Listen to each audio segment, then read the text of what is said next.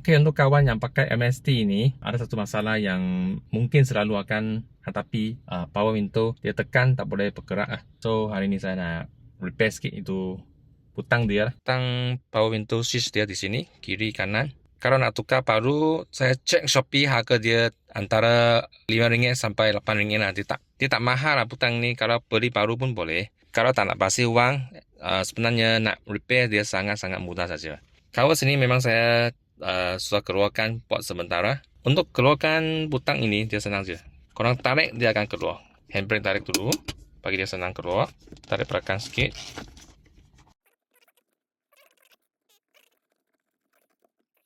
Okey, gear masuk satu senang sikit. Ada ruang besar. Okey, ini letak belakang. Kita boleh nampak ada kanan kiri. Okey, pakai tangan je. Dia ada clip ni. Tengok ada clip. Tekan aja. Kan dia akan keluar. Okey. Tekan lagi, dia akan keluar. Okey. So sini ya, senang saja. Keluarkan dua skru. Lepas tu kita keluarkan switch ini. Okey, ini cover. So kita buka switch dulu.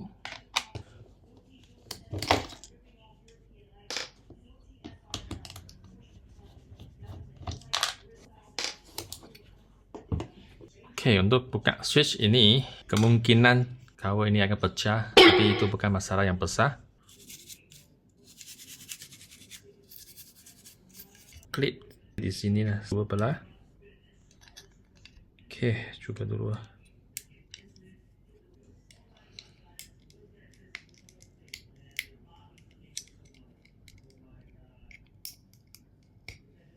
Tolak dia keluar.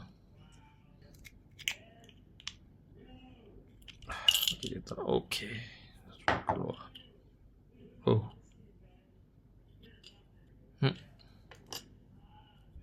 Okey, tengok. Dia sudah pecah. So, tengok dia ada kotoran ini kan. So, ini kena gosok. Sini pun kena gosok. Okey, kalau ada electronic cleaner, boleh spray sini lah. Kalau tak ada pun, tak apa. Pakai je sandpaper, gosok-gosok pun boleh. Guna sandpaper, lipat dia. Lipat bagi tajam kan. Okey, gosok.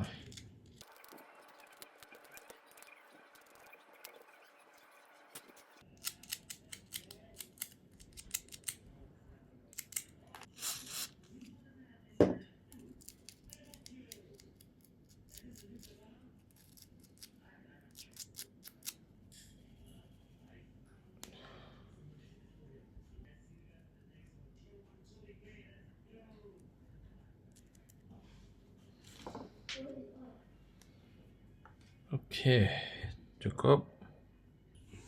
Kemudian kita pasang balik. Tok sikit.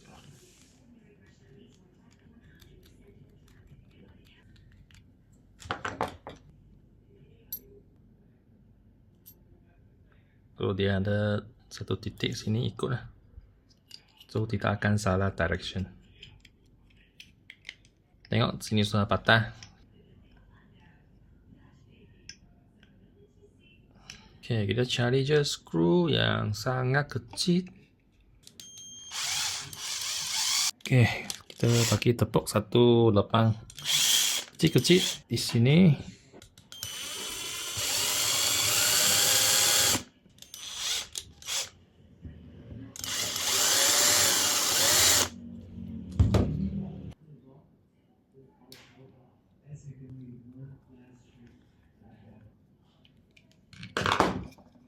Okey.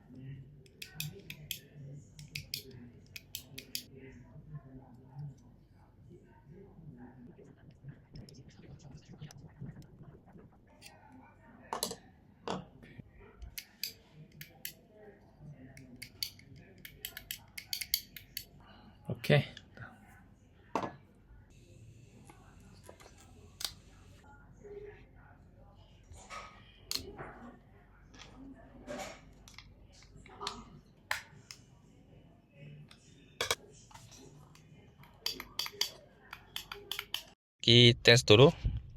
So putang sudah pasang balik. Okey, sambung wayar.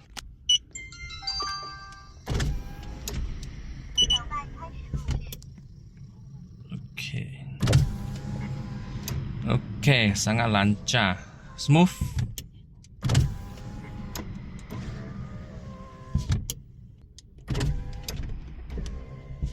Okey lah. So ini boleh pasang balik.